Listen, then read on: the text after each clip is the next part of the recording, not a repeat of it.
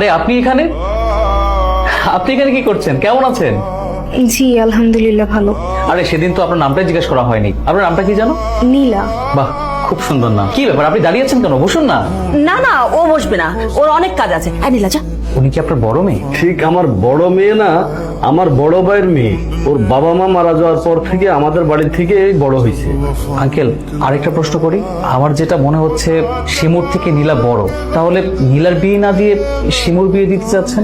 নীলার তো বিয়ে ঠিক হয়ে গেছে, সামনের মাসে 5 তারিখে ওর বিয়ে। আঙ্কেল, আজকে তাহলে আমরা উঠি। তোমরা তো চা নাস্তা কিছুই খেলে না। আসলে জরুরি একটা কাজ আছে, চা নাস্তা না হয় আরেকদিন খাবো।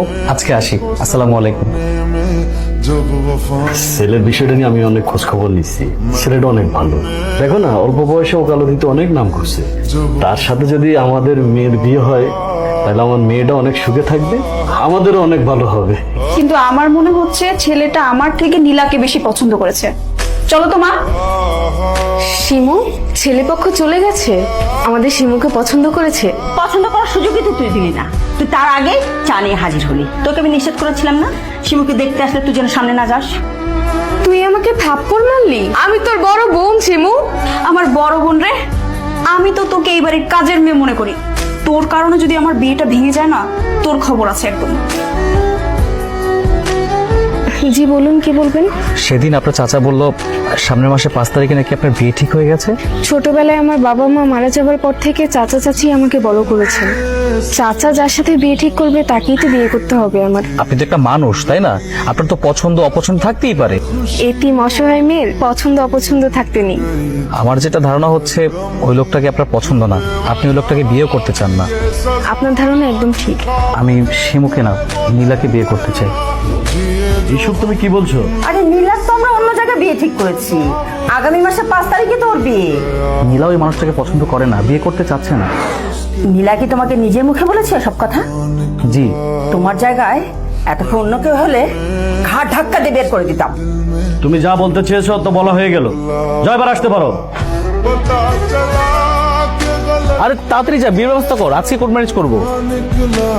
একটা মেয়ে বাসার থেকে কখন কিভাবে বাইরে হলো তোমরা কেউ দেখলে না?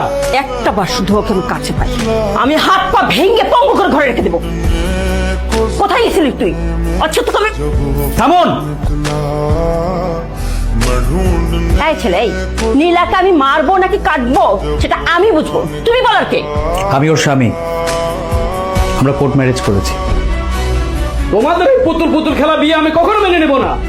তুমি এই নীলাকে তুমি কিডন্যাপ করেছো, জোর করে বিয়ে করেছো। তোমার নামে আমি মামলা করবো, তোমাকে আমি জেলখানার ভাত খাওয়া ছেড়ে দেবো। আপনি হয়তো ভুলে গেছেন যে আমি একজন উকিল। কোর্ট, পুলিশ, জজ এদের সবার সাথে আমার ওঠা বসা আছে। আর কি বলেন আপনি? মিথ্যা মামলা করবেন? মিথ্যা মামলার হুমকি দিয়ে কোনো লাভ নেই। নীলা, তুই এই ছেলেকে বিয়ে করে ঠিক করিস নি। তুই একটাবার আমাদের কথা ভাবলি না? চাচি, তোমরা কখনো আমার কথা ভেবেছো? ছোটবেলা থেকে শুধু আমার উপরে অন্যায় অবিচার করেছো, আমার উপরে অনেক অত্যাচার করেছো, সব সময় আমার সাথে কাজের মেয়ের মতো ব্যবহার করেছো। তোর জন্য এই বাড়ির দরজা সারা জীবনের জন্য বন্ধ। যা, এই বাড়ি থেকে বের হয়ে যা। যা, আমার চোখের সামনে থেকে বের হয়ে যা।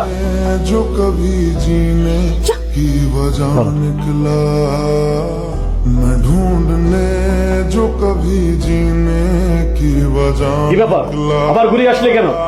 पता चला कि गलत এই বাড়ি থেকে যদি বের হতেই হয়, আপনারা সকলে বের হয়ে যাবেন। নীলা না, নীলা এই বাড়িতেই থাকবে। নীলার বাবা মা যখন মারা গিয়েছিল তখন আপনারা গ্রাম থেকে এই বাড়িতে এসেছিল। আপনারা হয়তো ভুলে গেছেন যে এই বাড়ির মালিক আপনারা না।